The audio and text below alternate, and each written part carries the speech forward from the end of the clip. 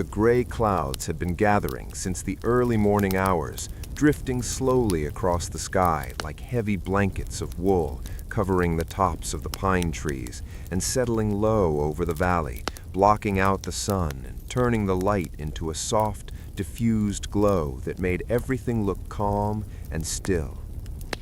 There was no wind to move the branches of the great oak trees that surrounded the cabin, only a heavy stillness that hung in the air, a sense of anticipation that the earth was waiting for the water to fall. The temperature had dropped steadily throughout the afternoon, bringing a coolness that seeped through the window panes and made the warmth of the small room feel even more cozy and protective. Inside the cabin, the fire in the stone hearth was burning low, the logs glowing with a deep red heat that pulsed slowly like a sleeping heart, sending waves of gentle warmth out into the room to combat the dampness of the approaching storm. The smell of wood smoke mixed with the scent of old paper from the books on the shelves, and the faint aroma of dried lavender that hung in a bundle by the door, creating a perfume of safety and home.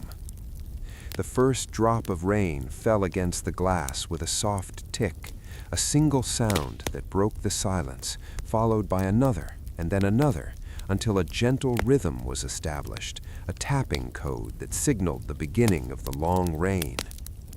It was not a storm with thunder and lightning, but a steady, soaking rain, the kind that falls for hours or days, washing the world clean and turning the dry dust into dark, rich earth. The sound of the rain on the roof was different from the sound on the window, a deeper thrumming noise as the water hit the cedar shingles, a muffled drumming that seemed to wrap the house in a layer of sound, isolating it from the rest of the world.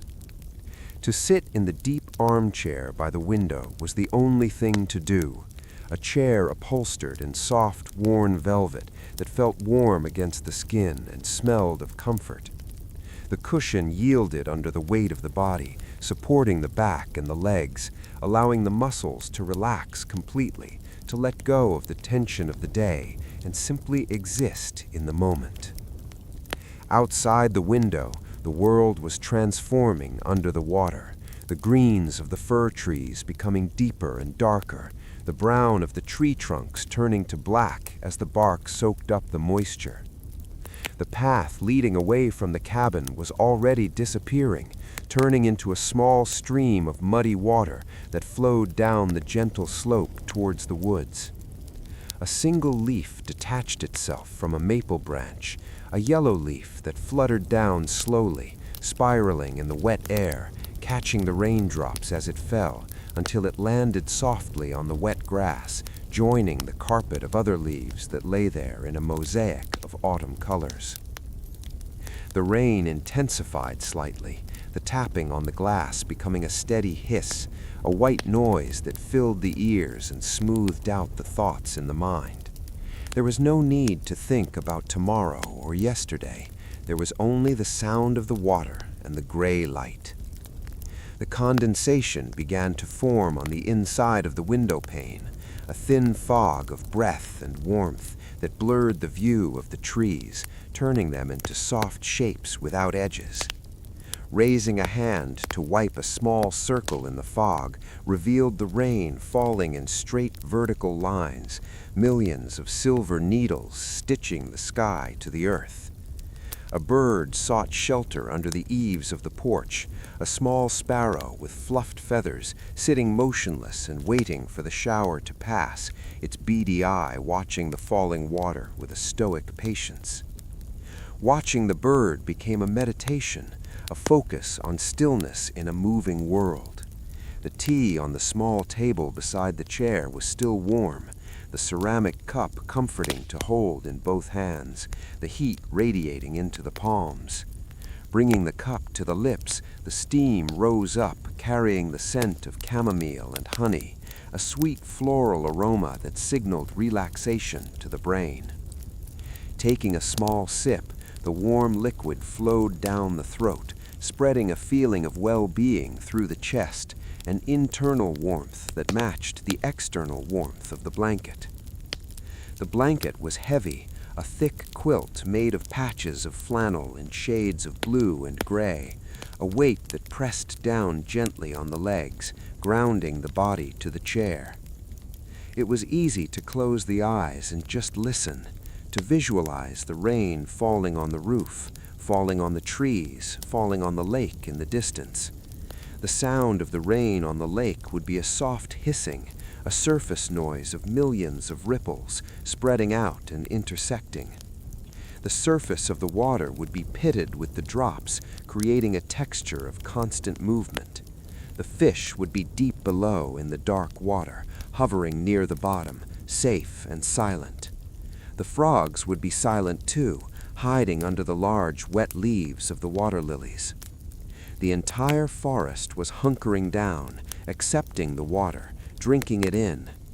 The rhythm of the rain did not change. It was a constant loop of sound, a natural lullaby that had been playing since the beginning of time.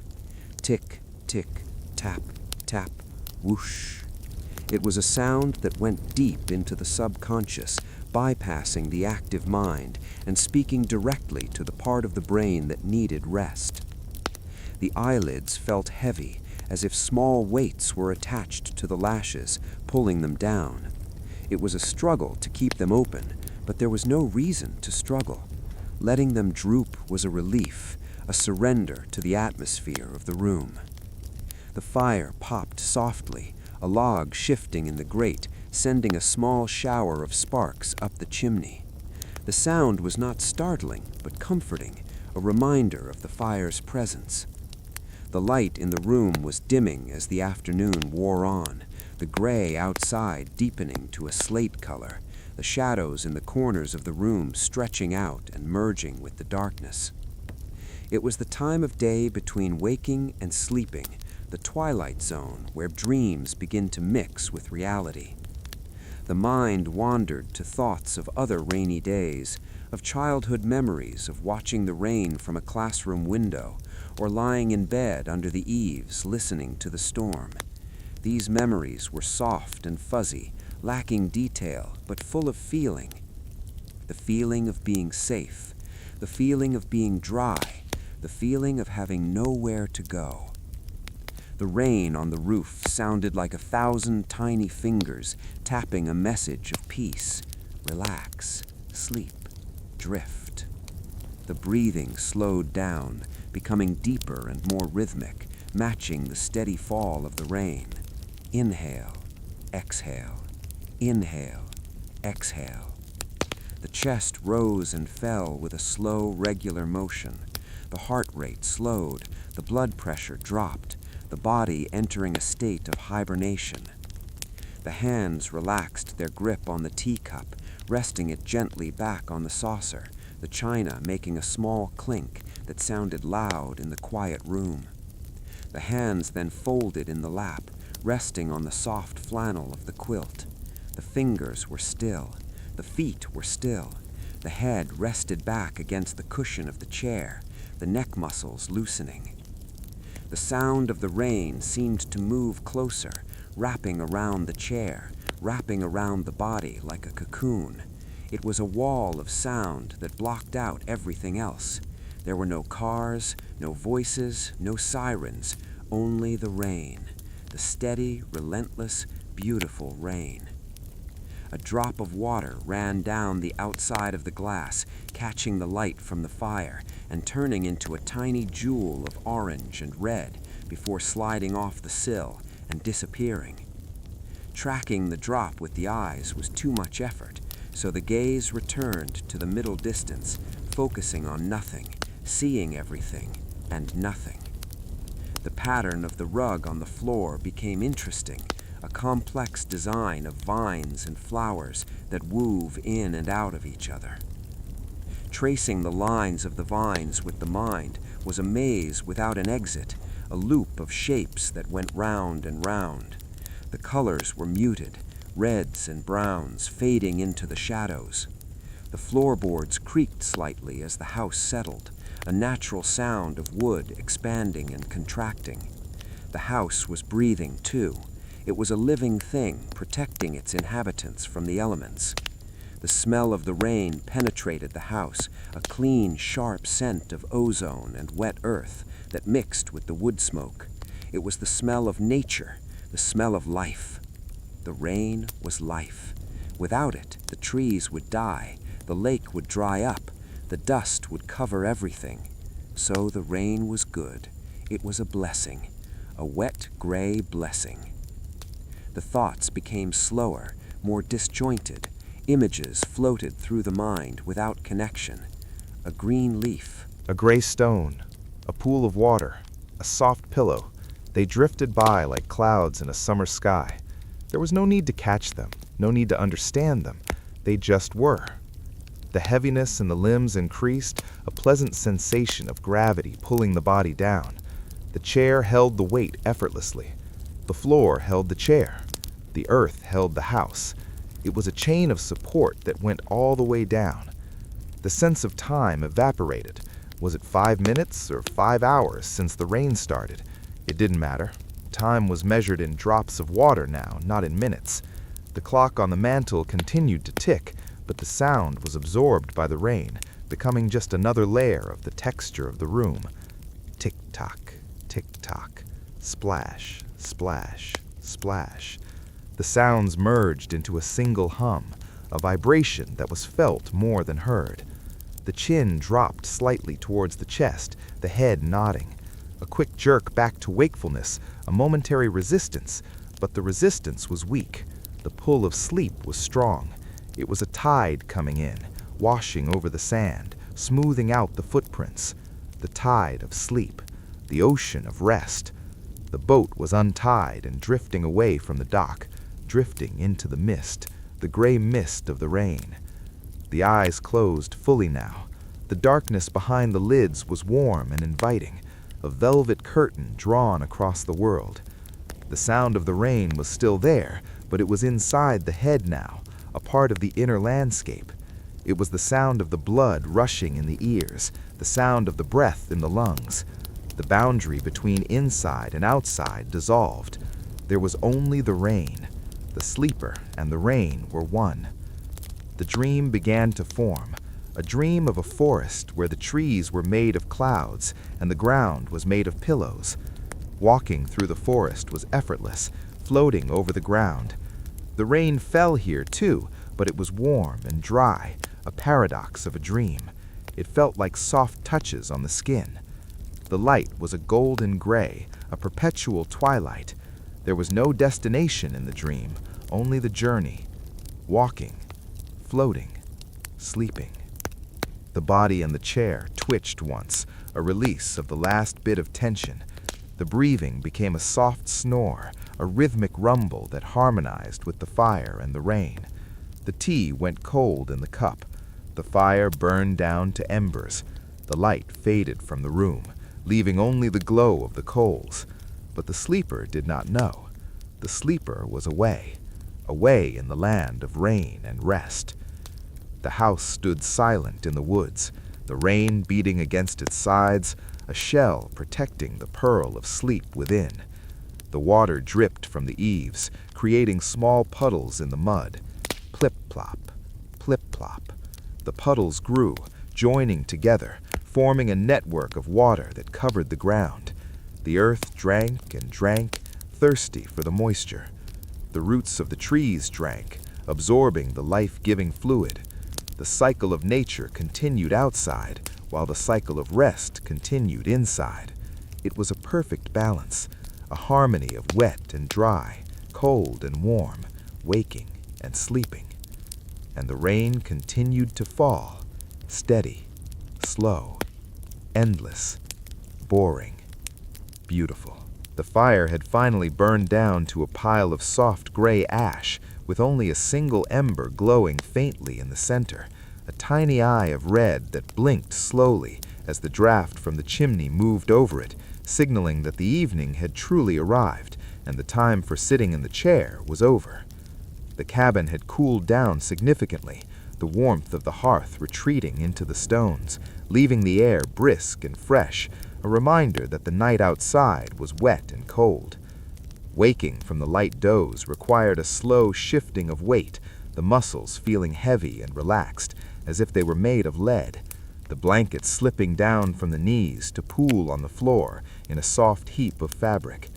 Standing up was a process of unfolding the limbs, stretching the back, hearing the small pops of the joints adjusting to the vertical position. The cabin was dark now, save for the faint gray light filtering through the rain-streaked windows, a light that was barely enough to see the outline of the furniture, the table, the bookshelf, the door. Walking across the room was a slow shuffle, the wool socks sliding on the smooth wooden floorboards, which creaked softly with every step, a familiar sound of the house talking to itself in the night. The journey to the bedroom was short, just a few steps down a narrow hallway that smelled of cedarwood and linen. The bedroom was a small space, dominated by a large bed with a frame of rough-hewn logs that looked like they had grown out of the floor. The window here was smaller, a square of glass that looked out into the dense woods behind the cabin, where the trees stood close together, forming a wall of black trunks against the night. The sound of the rain was louder here, amplified by the slope of the roof, which was just above the ceiling, a steady, rhythmic thrumming that sounded like 1,000 soft fingers tapping on the shingles. It was a protective sound, a barrier of noise that kept the silence of the woods at bay. The bed was covered in a heavy white duvet that looked like a snowbank in the dim light, cool and inviting. Turning the covers down revealed the sheets underneath, which were crisp and cold to the touch, a shock to the skin that would soon turn into a cozy warmth. Sliding into the bed was the ultimate act of the day, the body sinking into the mattress, which yielded and supported every curve, every hollow. The pillow was soft and smelled of fresh air and laundry soap, a clean scent that filled the nose as the head settled down. Pulling the heavy duvet up to the chin created a cocoon of warmth, a private space where the air was still and quickly heated by the body. The contrast between the cold air of the room and the warmth of the bed was a physical pleasure, a sensation of total comfort. Lying on the back, the eyes adjusted to the darkness, tracing the lines of the wooden beams on the ceiling, which were barely visible as darker shadows against the dark. The sound of the rain changed subtly as the wind shifted, becoming a driving hiss that washed against the side of the cabin, scrubbing the logs clean. It was a cleansing sound, a sound that washed away the thoughts of the day, leaving the mind empty and clear. There was nothing to do now, nothing to fix, nothing to plan. There was only the lying there and the listening. The breath slowed down again, finding the rhythm of the sleep that had been interrupted in the chair. Inhale deep and slow, exhale long and soft. The chest rose and fell, the heavy duvet moving with it, a slow tide of fabric. The legs relaxed, the feet turning outwards, the hands uncurling by the sides. The tension in the jaw released, the tongue resting on the roof of the mouth. Every part of the body was letting go, surrendering to the gravity, surrendering to the night. The rain on the roof became a drone, a constant hum that vibrated through the wood of the cabin, through the frame of the bed, and into the bones. It was a lullaby sung by the sky. A drop of water dripped from the eaves outside, hitting a metal bucket that had been left on the porch. Plink. A pause. Plink. A pause. The sound was distinct and sharp at first, but then it blended into the background noise, becoming just another layer of the texture of the night. Counting the drops became a game. 1, 2, 3, 4. The numbers lost their meaning, becoming just words in the head, words that floated away like bubbles. The mind began to drift again, moving away from the room, away from the bed, moving out into the rain. Imagining the rain falling on the roof of the shed, falling on the path, falling on the stones in the creek. The creek would be rising now, the water rushing over the rocks, a turbulent flow of cold, clear water. But here, in the bed, it was dry and warm. The sense of safety was profound, a feeling of being hidden away in a secret place where no one could find you. The wind sighed around the corner of the cabin, a low moan that rose and fell like a breath. It rattled the window pane gently just once and then died away. The stillness inside was absolute. The darkness was a velvet mask over the eyes. Colors began to swim behind the eyelids, soft purples and grays, shifting and merging like smoke. It was the brain shutting down the visual centers, turning off the lights of the house, of the mind. Thoughts became slippery, hard to hold on to. A thought about the firewood, gone. A thought about the morning coffee, gone. A thought about the rain, remaining. The rain was the anchor, the tether that held the mind to the moment. It was a constant presence, a faithful companion. The heaviness of sleep began to press down on the forehead, a weight that was pleasant and soft. It felt like sinking into warm sand, sinking deeper and deeper. The awareness of the body faded, the arms and legs feeling miles away. There was only the center of consciousness, a small spark of light floating in a vast, dark ocean. The spark grew dimmer and dimmer, flickering like the ember in the fireplace.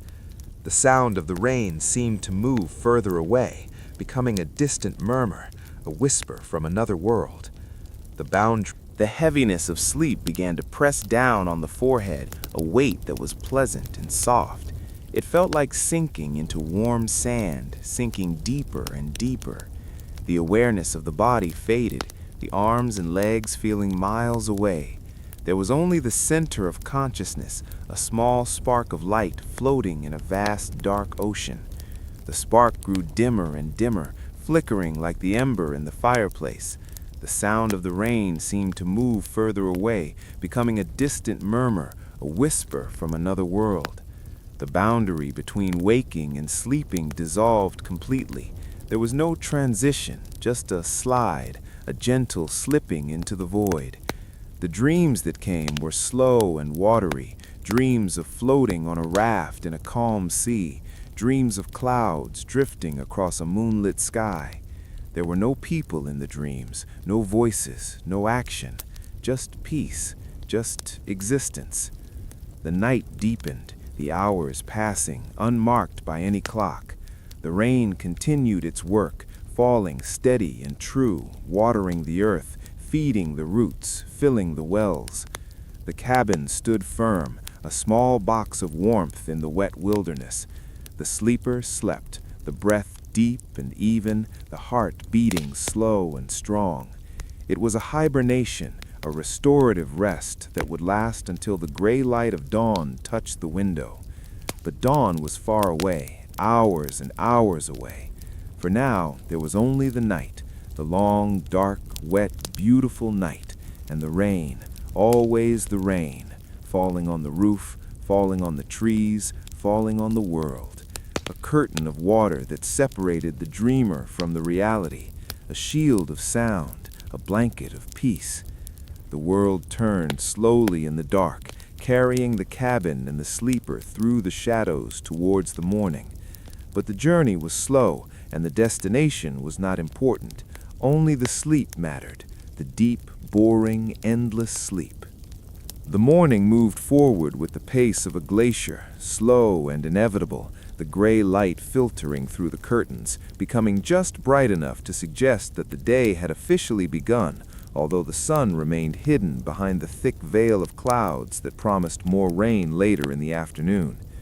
The warmth of the bed was finally exchanged for the chill of the room, a transition made easier by the prospect of hot coffee and the smell of toasted bread. The wooden floorboards were cold under the feet, sending a shiver up the spine that woke the senses fully. Pulling on a thick wool sweater over the pajamas provided an immediate layer of comfort, the rough fabric scratching slightly against the neck, a tactile reminder of warmth. Walking to the kitchen was a short journey through the silent cabin, the air still holding the faint scent of last night's wood smoke, mixed with the fresh, damp smell of the morning mist. The kitchen was cool and dim, the linoleum floor shining dully in the low light. Filling the kettle at the sink was the first task, the water running clear and cold from the tap, splashing softly into the metal bottom of the pot. Placing the kettle on the stove and lighting the burner with a match created a small blue flame that hissed gently, heating the water with a steady transfer of energy. While the water heated, the coffee beans were poured into the grinder, the dark, oily beans smelling of earth and roast.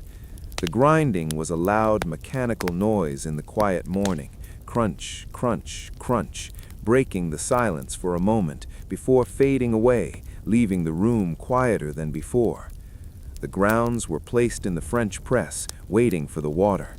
The bread was sliced, a thick piece of whole wheat that was dense and heavy. Placing it in the toaster and pressing the lever down started the heating coils, glowing bright orange wires that radiated a fierce, dry heat. The smell of toasting bread began to fill the kitchen, a warm, yeasty aroma that is the universal scent of morning comfort. The kettle whistled, a rising tone that signaled the water was ready. Pouring the water over the coffee grounds released a bloom of steam and foam, the dark crust rising to the top of the glass cylinder. The spoon stirred the mixture, the metal clinking against the glass. Clink, clink, clink, a sound of domestic ritual. The plunger was pushed down slowly, filtering the grounds from the liquid. Pouring the coffee into a heavy ceramic mug was a moment of anticipation, the black liquid steaming and rich. A splash of cream swirled in, turning the coffee the color of toffee. The toast popped up, golden brown and hot. Butter was spread on the rough surface, melting instantly into the holes of the bread. Carrying the mug and the plate to the small table by the window was a careful walk, balancing the breakfast. Sitting down on the wooden chair, the body settled into a new position of rest. The window looked out over the back of the cabin, where the woods met the small clearing. The mist was still hanging in the trees, a white fog that made the pine trunks look like gray columns supporting the sky. The rain had started again, a very fine drizzle that was barely visible except when it hit the puddles on the ground, creating tiny concentric circles that expanded and vanished. Sip. The coffee was hot and bitter and sweet, a perfect combination. Crunch. The toast was crisp on the outside and soft on the inside, the butter salty and rich. Chewing slowly, looking out at the rain. There was a squirrel on the fence, a gray shape with a bushy tail twitching nervously as it looked for food. It scampered along the rail and jumped to a tree branch, disappearing into the leaves. The movement was the only activity in the otherwise still landscape. The steam from the coffee cup rose in a lazy spiral, twisting and turning in the cool air of the room. Watching the steam was hypnotic, following its path until it dissipated into nothingness. The heat from the mug warmed the hands, the heat from the coffee warmed the stomach. It was a simple pleasure, a moment of quiet consumption. The clock on the wall ticked steadily, tick-tock, tick-tock, marking the seconds of the breakfast. There was no radio, no newspaper, no conversation, just the sound of chewing and the sound of sipping and the sound of the rain. The world outside was wet and cold, but the world inside was dry and warm and fed. The plate was soon empty, save for a few crumbs. The mug was half full. The body felt energized but relaxed, a calm alertness that was content to just sit. The rain intensified slightly, drumming a little harder on the tin roof, a rhythm that picked up the tempo of the morning. It was a day for staying inside, a day for reading, a day for napping. The light remained gray and constant, no sun breaking through. It was a timeless light, a light that could be 8 in the morning or 2 in the afternoon. It didn't matter. The schedule was empty. The day was a blank page. The finger traced the rim of the coffee mug, round and round. The surface was cool. The mind drifted to the plan for the day, which was simply to exist, to watch the rain, to keep the fire going, to be. The silence of the cabin was a presence, a friend. It wrapped around the table, around the chair, around the person. It was a comfortable silence, a silence that didn't need to be filled. The rain continued to fall, washing the world, washing the roof, washing the soul. And the coffee was good, and the toast was good, and the morning was good. The dishes were done, and the sink was wiped dry, leaving the kitchen spotless once again, the only sound being the hum of the refrigerator and the persistent tapping of the rain against the window.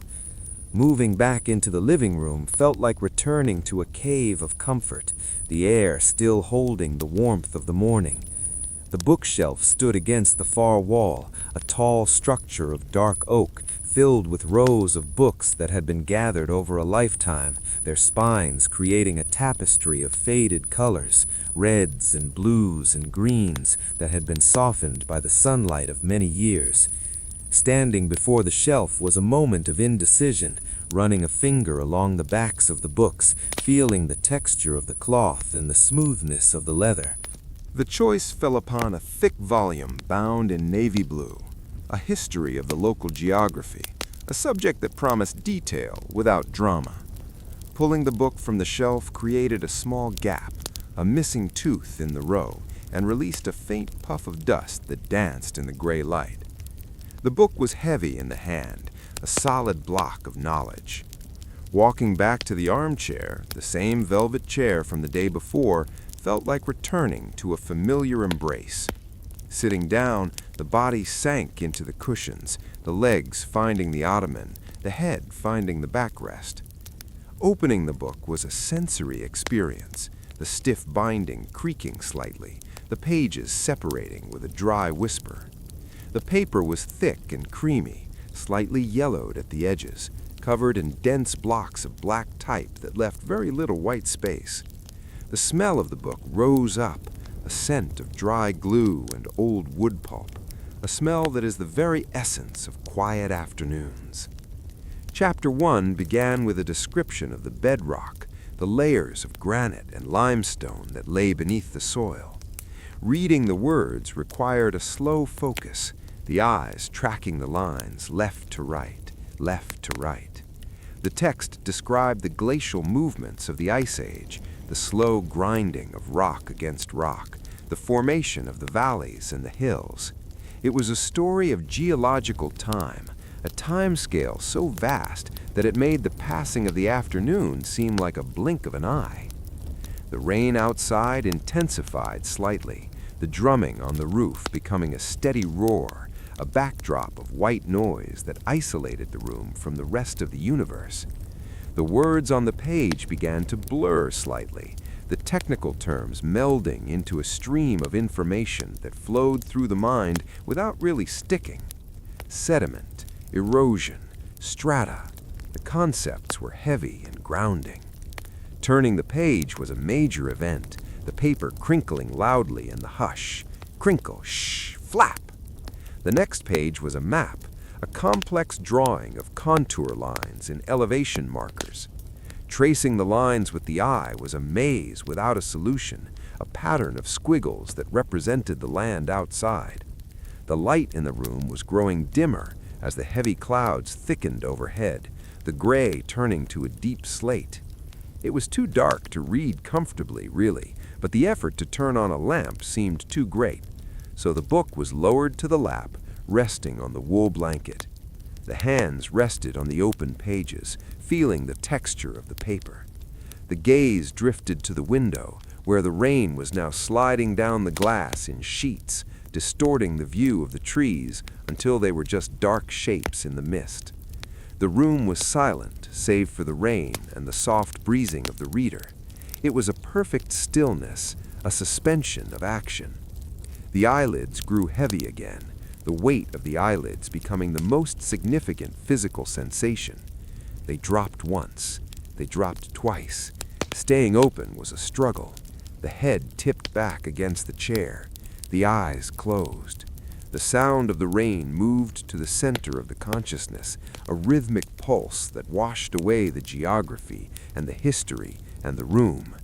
There was only the sound of water, falling, flowing, soothing. The mind drifted on a raft of sleep, floating down a river of rain.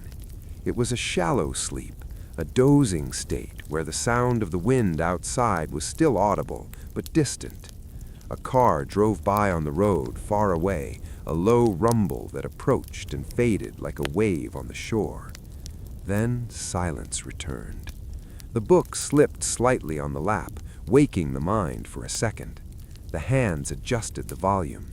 The eyes opened briefly, taking in the gray room, the rain on the glass, the dying light. Then they closed again, secure, warm, bored. The afternoon was passing. The time was passing. The rain was falling, and everything was exactly as it should be, in the quiet house, in the quiet woods, on the quiet rainy day. The book was finally closed and placed on the side table with a soft thud that signaled the end of the reading hour and the beginning of the evening vigil.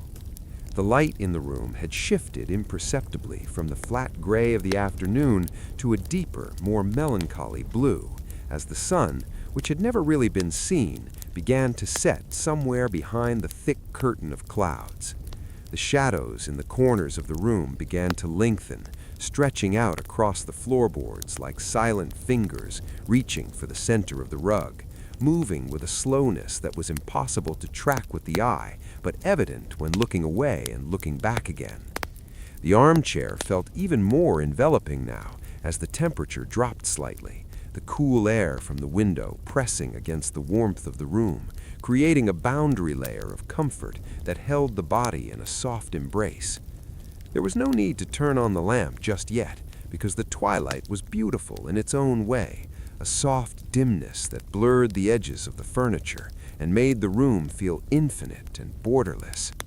The gaze returned to the window, where the rain was still falling with a tireless persistence, appearing now not as individual drops, but as streaks of motion against the darkening background. It was harder to see the trees now. They were becoming silhouettes against the darkening sky, vast shapes of black that stood motionless in the storm, merging with the shadows of the undergrowth until the forest was just a solid wall of night. The focus shifted from the trees to the glass itself, to the water running down the outer surface.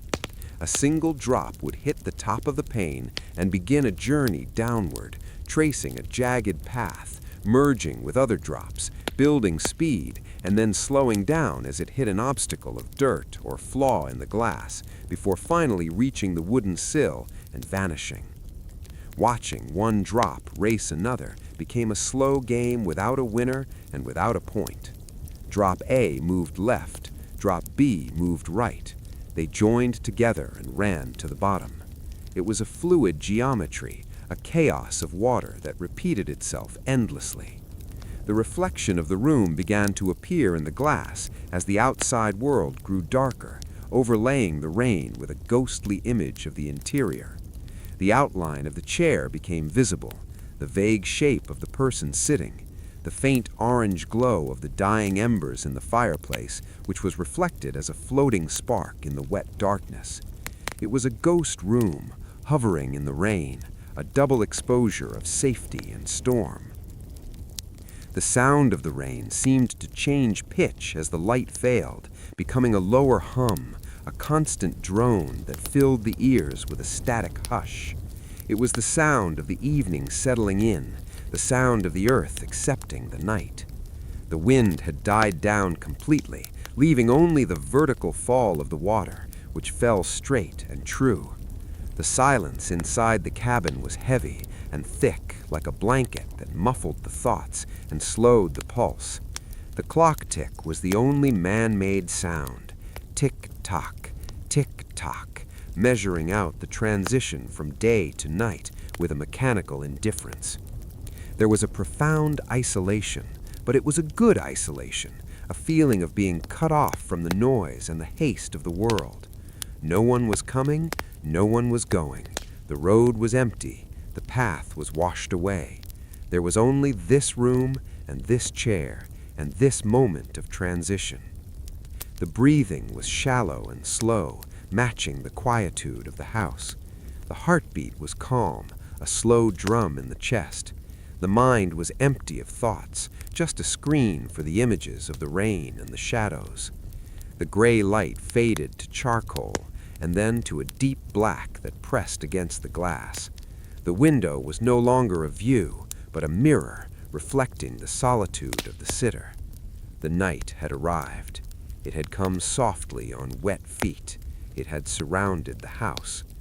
The rain continued to fall in the dark, invisible now, but still audible, a rhythm that would continue through the night without pause. A rhythm for sleeping, a rhythm for dreaming. The transition was complete. The day was done. The night was here, and it was quiet. So very quiet. The hunger came slowly, not as a demand, but as a gentle reminder that the body needed fuel. So the transition from the velvet chair to the standing position was made with a slow reluctance, the joints unfolding in the cool air of the room. The darkness was absolute now, so the first task was to strike a match, the sound of the friction sharp and brief, before the sulfur flared and the wick of the oil lamp caught the flame, creating a pool of soft yellow light that pushed back the shadows and illuminated the path to the kitchen. The kitchen was cooler than the living room, the linoleum smooth and chilly under the wool socks, but the stove was still holding a faint memory of the morning's heat. It was a night for soup, a night for liquid warmth that would settle easily in the stomach and prepare the system for sleep. So the heavy iron pot was lifted from the rack, its weight solid and reassuring in the hand. Placing it on the burner was a metal clunk that echoed slightly in the quiet house.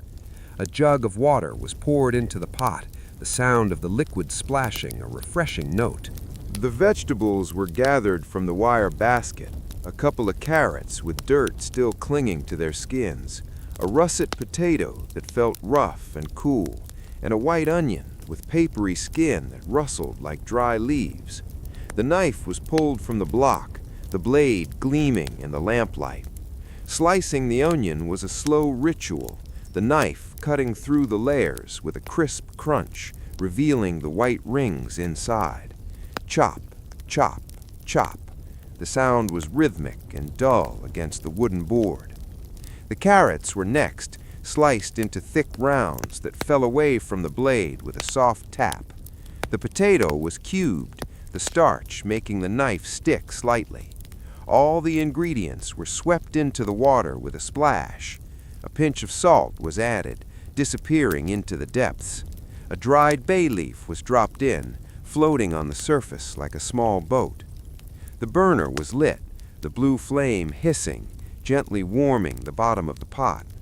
Waiting for the boil was a time of patience, standing by the stove, watching the water slowly begin to move. Small bubbles formed on the bottom, rising to the top. The steam began to curl up, carrying the scent of the onion and the earth. It was a humble smell, a smell of survival and comfort. The soup simmered, the surface rolling gently, blup, blup, blup, a sound that was thick and heavy. The lid was placed on the pot, trapping the heat and the steam. The waiting continued. The rain beat against the kitchen window, a steady accompaniment to the cooking. The room grew warmer, the smell of the soup filling the air, replacing the smell of the damp. A ceramic bowl was taken from the cupboard, its glaze smooth and cool. A heavy silver spoon was placed beside it. When the time was right, the ladle was dipped into the pot, bringing up the hot broth and the soft vegetables. Pouring it into the bowl was a cascade of warmth. Carrying the bowl to the table required steady hands, the steam rising into the face, warming the skin. Sitting down again on the hard wooden chair felt grounding. The soup was too hot to eat at first, so there was a moment of just sitting and breathing in the savory steam. Blowing gently on the surface created ripples that moved the oil droplets across the broth. The first spoonful was raised to the lips carefully. It tasted of salt and earth and warmth. It flowed down the throat, heating the chest from the inside. The spoon clinked softly against the side of the bowl. Clink, clink, a lonely sound in the kitchen. Eating was slow, a meditation on nourishment. There was no rush. The rain was not stopping. The night was not ending. The bowl was emptied, spoon by spoon, until only a few drops remained. The stomach felt full and heavy, a pleasant weight that pulled the eyelids down. The spoon was laid to rest. The bowl was pushed away. The meal was done. A simple meal for a simple night. The heat of the soup radiated through the body, reaching the fingers and the toes, relaxing the muscles even further. The kitchen felt safe, a harbor of light in the storm. The lamp flickered slightly as a draft moved through the room, but the flame held true. It was time to clean up, time to extinguish the light, time to surrender to the final stage of the night. The ceramic bowl was carried to the sink, where the water ran warm over the hands, washing away the remnants of the meal with a gentle splashing sound that was quieter than the rain outside. The soap created a small island of white foam that dissolved slowly under the stream, leaving the glaze of the bowl shining and clean. Drying the dishes with a soft linen towel was a tactile pleasure, the fabric absorbing the moisture until the ceramic was dry and warm to the touch. The bowl was returned to the cupboard, the door closing with a soft wooden thud. The spoon was placed back in the drawer, the metal sliding against metal with a faint ring. The kitchen was restored to its perfect order, every surface wiped down, every object in its place. The final task in the kitchen was to turn down the wick of the oil lamp, watching the yellow flame shrink and turn blue before vanishing completely, plunging the room into darkness. The smell of the extinguished wick hung in the air for a moment, a sharp scent of smoke that quickly dissipated. Walking through the dark house required no light, for the feet knew the way across the smooth floorboards, which seemed to breathe and shift under the weight. The hallway was a tunnel of shadows, leading to the bedroom, where the door stood slightly ajar, inviting the sleeper in. The bedroom was cool, the air heavy with the dampness of the storm, but the bed was a promise of warmth. The clothes of the day were shed slowly, laid over the back of the chair in a neat pile, the wool sweater, the soft flannel shirt, the heavy trousers, all left behind. The pajamas were soft cotton, worn thin by many washings, feeling light and airy against the skin. The bed was turned down, the white sheets glowing faintly in the dark, like a patch of snow in a dark forest. Climbing into the bed was a moment of surrender, the mattress accepting the body with a soft creak of springs. The sheets were cool at first, sending a shiver through the legs, but the heavy wool blankets soon trapped the body heat, creating a pocket of warmth that grew steadily. The pillow was fluffed and adjusted, cradling the head and neck in a soft depression. The heavy quilt was pulled up all the way to the chin, the weight of it pressing down on the chest and the arms, a comforting pressure that signaled safety. Lying on the back, the eyes stared up into the darkness, which was not empty, but filled with the soft grain of the night. The sound of the rain on the roof was the dominant force in the room, a steady, rhythmic drumming that seemed to be directly above the head, separated only by the thin layer of wood and shingles. It was a relentless sound, a wall of noise that blocked out all other thoughts. There was no past and no future, only the sound of the water falling from the sky. The mind tried to follow the rhythm, to find a pattern in the chaos of the drops, but there was no pattern, only a continuous flow. Tap, tap, thrum, hiss. Tap, tap, thrum, hiss. It was a white noise that smoothed out the wrinkles of the brain. The breathing shifted gears, slowing to a deep and steady pace. Inhale for a count of 4, hold, exhale for a count of 4. The chest rose and fell against the weight of the quilt. The heart rate slowed, its beating becoming a quiet drum in the deep ocean of the body. The muscles of the face relaxed, the forehead smoothing, the jaw unclenching, the eyes resting deep in their sockets. The tension left the shoulders, flowing down the arms and out through the fingers. The tension left the hips, flowing down the legs and out through the toes. The body felt heavy, sinking into the mattress, sinking through the floor, sinking into the earth. It was a feeling of being grounded, of being held. The rain continued to fall, a lullaby that had no words and no melody, only a texture. The wind had stopped completely, leaving the rain to fall straight and true. The darkness behind the eyelids began to shift, softening from black to a deep velvety gray. Images floated up from the subconscious, vague and indistinct. A leaf floating on a stream, a stone resting in a field, a cloud passing over the moon.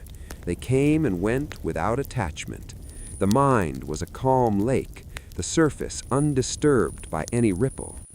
The sound of the rain moved further away, becoming a background hum, a vibration that wrapped around the sleeper.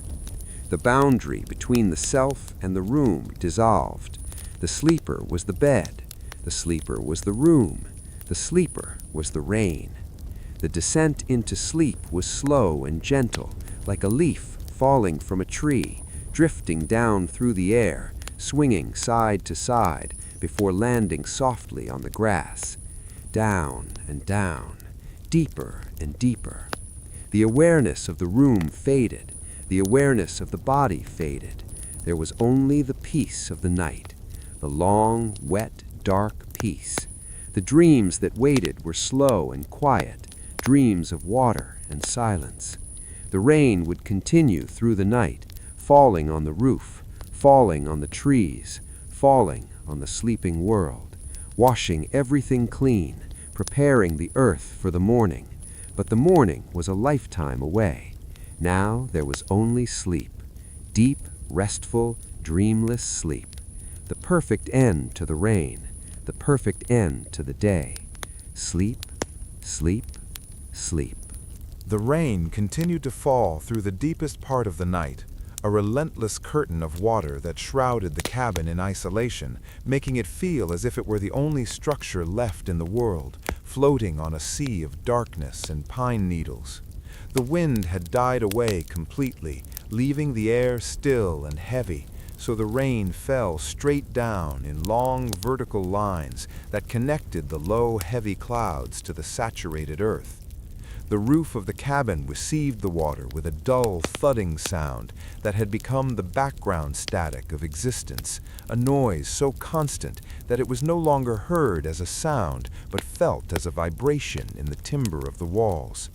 The water collected in the metal gutters, running with a low gurgle towards the downspout, where it poured out onto the flat stones below, splashing softly before running off into the darkness to join the rising creek.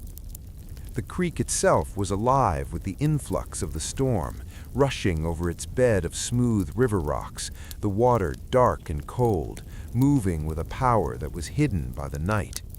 On the banks of the creek, the ferns bowed low under the weight of the moisture, their green fronds heavy and wet, touching the mud. A small deer stood motionless under the shelter of a large hemlock tree, its coat shedding the water, its large ears twitching occasionally at the sound of a falling branch, but mostly it just waited with the patience of a wild thing, waiting for the dawn that was still hours away. Inside the cabin, the silence of the empty rooms was profound. The living room was a landscape of shadows, where the armchair sat empty and the ashes in the fireplace lay cold and gray, a memory of the heat that had been there hours before. The smell of the wood smoke had faded, replaced by the clean, sharp scent of the damp air that found its way through the microscopic cracks in the logs. The clock on the mantelpiece continued its tireless work, the pendulum swinging back and forth in the dark, slicing time into identical seconds that fell away into the past without fanfare. Tick, tock, tick, tick-tock. The sound was a mechanical heartbeat for the house. The kitchen was still and orderly, the clean dishes in the rack gleaming faintly in the dark, the stove cold to the touch. The floorboards had stopped creaking, having settled into their nighttime positions. In the bedroom, the sleeper lay heavy and deep in the center of the mattress, the body completely at rest, the mind completely disengaged. The wool blankets held the warmth close, creating a microclimate of tropical heat in the cool room. The breathing was a soft rasp, barely audible over the rain, a rhythm that was ancient and automatic. The dreams were slow-moving currents of thought that required no action, just a passive observation of shapes and feelings that drifted by. There was no anxiety in the sleep, no tossing or turning, just a solid block of rest that rejuvenated the cells and smoothed the nerves. The night felt endless, a vast stretch of time that had no beginning and no end. The world outside was suspended in the rain. The world inside was suspended in sleep. It was a perfect stasis, a balance of wet and dry, dark and light, cold and warm. And the rain fell on, drop after drop, hour after hour, boring and beautiful and slow. The darkness began to lift ever so slightly around the edges of the window frame, not a true light yet, but a thinning of the heavy black that had pressed against the glass all night, turning the world into a deep shade of charcoal gray that signaled the approach of the dawn. The rain had changed its character during the long hours of the dark, shifting from the steady driving rhythm of the storm to a soft and intermittent patter, a gentle weeping of the clouds that was barely audible over the sound of the breathing in the quiet room. It was the hour before the birds began to sing, when the world was suspended in a state of pure potential, waiting for the sun to return. The silence in the cabin was different now. It was an expectant silence, a pause before the beginning of the cycle of the day. The sleeper moved slightly in the bed, shifting a leg under the heavy layers of wool and cotton, seeking a cooler spot on the sheet before settling back into stillness. The air in the room was cold and fresh, carrying the scent of the wet pine needles and the damp earth that had seeped in through the walls. The roof no longer thrummed with the impact of the water. Instead, there were only the occasional heavy drops falling from the high branches of the oak trees, hitting the shingles with a singular, distinct tap that echoed in the quiet. Tap, wait, tap, wait. It was a slow metronome that measured the fading of the night. Outside the window, the shapes of the trees began to separate themselves from the background, emerging from the gloom as individual columns of bark and needles. The mist had returned, rising from the saturated ground to wrap around the trunks in wisps of white vapor that moved sluggishly in the still air. The creek was louder now that the rain had stopped, its rushing sound filling the valley with the noise of water moving over stones, a constant white noise that was soothing and eternal.